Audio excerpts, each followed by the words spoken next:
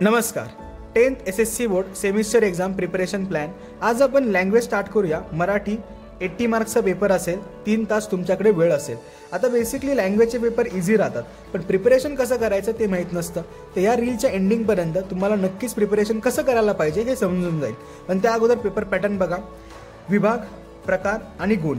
गद्य विभाग, पद्य विभाग, स्थूल वाचन या तिघांना मिळून 40 गुणचा पेपर येतो. भाषा अभ्यास, उपयोजित लेखन हे सर्व प्रकार त्याच्यामध्ये विचारले जातात आणि 40 गुणांना तो पेपर येतो.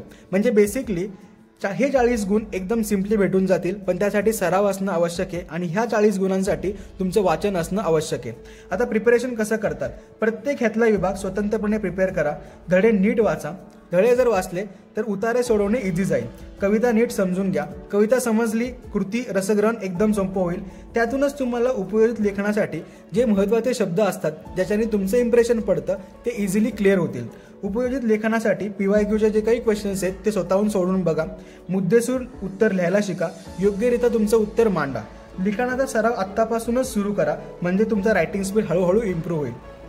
आता कवितांबद्दल तुम्हाला डाऊट असतो, रसग्रहण समजून येत नाही, तर रसग्रहणाचे व्हिडिओ लवकरच येऊन जातील. चलो, तोपर्यंत प्रिपरेशन सुरू करा. Bye bye.